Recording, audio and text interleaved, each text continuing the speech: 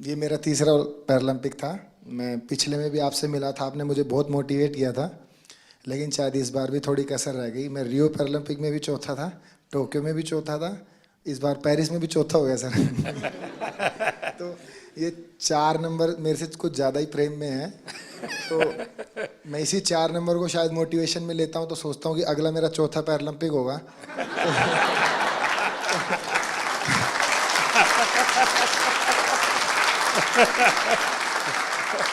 तो शायद चौथे में मैं कुछ करूं। और जैसे कि सर, मैं अपने आप को फेलियर तो नहीं कहूँगा, जैसे कि मैं पैरा की हिस्ट्री में, ना कि इंडिया की में, all over the world para की हिस्ट्री में मैं अकेला ही ऐसा एथलीट हूँ जो इतने बड़े इवेंट में इतनी बार ऐसे रहा है। तो फिर मैं कहीं ना कहीं सोचता हूँ कि ओलंपिक में ऐसी कई हिस्ट्री हैं, जैसे कि एक डिस्कस थ्रोअर भी हैं फ्रांस की, जिनका 5वें ओलंपिक में सिल्वर मेडल आया। एक ट्रिपल जंपर भी हैं, शायद यूएसए के हैं, कहाँ के हैं, उनका 5वें ओलंपिक में मेडल आया।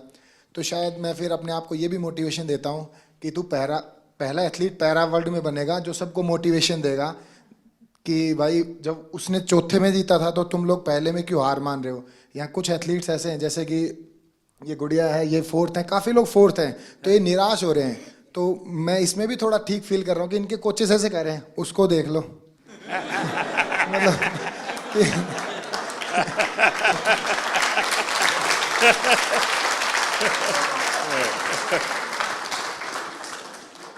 देखिए, मैं समझता हूँ कि आपका ये जो जीवन की तरफ देखने का दृष्टिकोण है ना, वो शायद आपकी सबसे बड़ी ताकत है।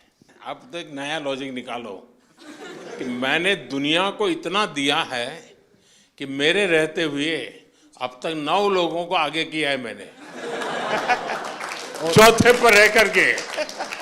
सर कोई बात नहीं, मतलब अभी समय नहीं है, बट इस बार जो रहा है वो शिष्यों का समय रहा है।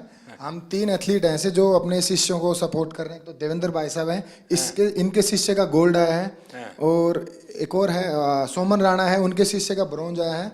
और मैं नवदीप का कोच नहीं हूँ, बट मैं नवदीप का गुरु हूँ। इसको मतलब जेवलिन स्टार्ट से लेके आज तक की जर्नी ऐसे बड़े भाई गुरु के तौर पे रहा है। तो इस बार मैंने नवदीप को दे दिया कि इस बार तू ले जा, लेकिन अगली बार सर जरूर पूरा प्रॉमिस करता हूँ मेरा रहेगा।